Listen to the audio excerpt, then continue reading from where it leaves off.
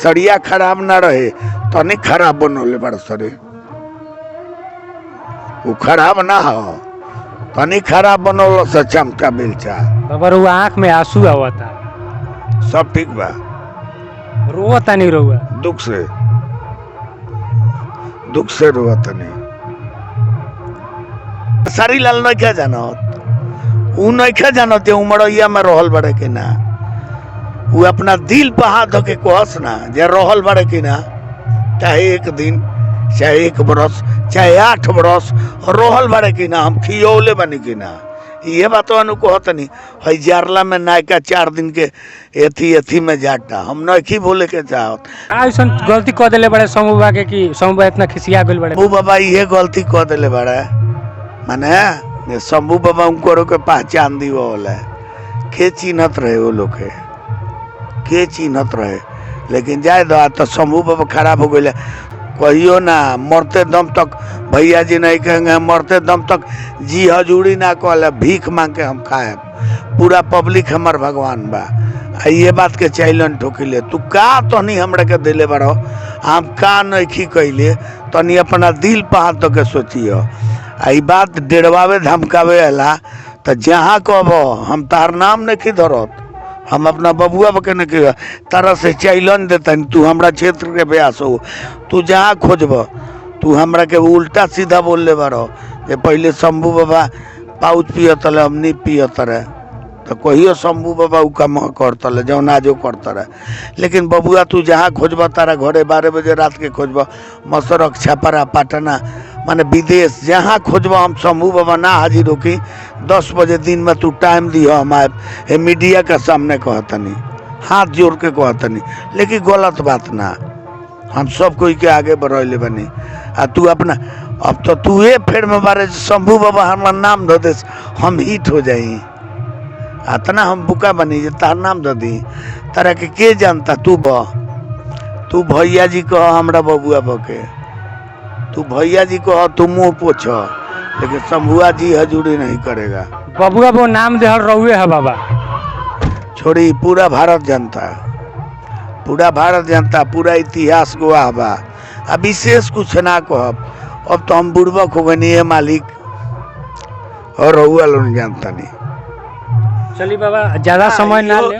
इहो बात तू कहले बारे जे शंभू बाबा के ऊ पहचान दे। अरे पगला आ जहिया ऊ ना गावत रहे आज से 15 बरस पहले शंभू बाबा 1 नैकी 2 नैकी चले तौना घड़ी नु गावत।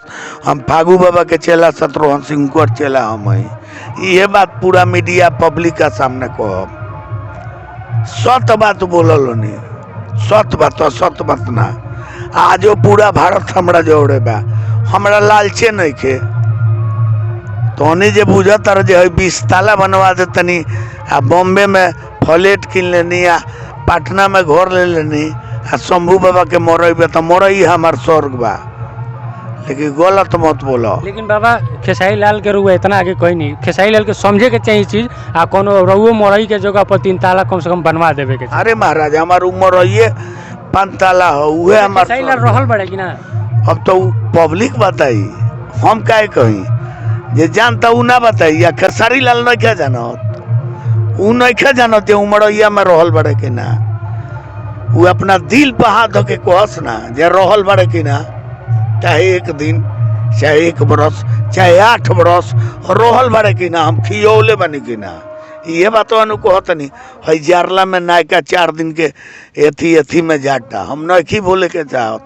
लेकिन बोले बबुआ रउआ केकरा के कहे के चाहत हैं जो ना हमरा जवार के 2-4 गो ब्यास लोग बा छिलती 4 गो केसर जे उनका के भैया जी को हतलो मुँह पोछतलो है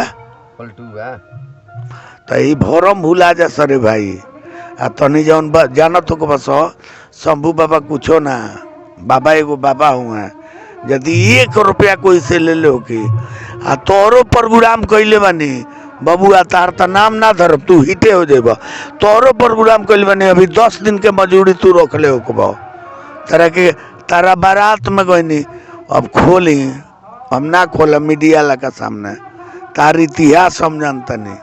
लेकिन तू अब शंभू बाबा के कहता रह क्या कामना बोल पो और रुपया का बोल पो कैसे भैया जी कह के खेसरिया से तनी रुपया टना तरस मुँह पूछा तरस तो शंभू बाबा मुँह पूछे जाइए गार पूछे जाइए हम भीख मांग के खा लेब लेकिन केहू के सेवकाई ना करब और लेबर हई आगे बढ़ौले बनी लेकिन चार ना केहू के चोड़ौले नहीं किया ना चोड़ाए लेकिन तू लोग छोटा है तू बारा फेर में जे शंभू बाबा के शिकायत करके हमार नाम धोते शहीद हो जाई ना हम गलती बात कुछ ना कहब खेसरिया खराब ना रहे तो नहीं खराब बनौले बड़ सरे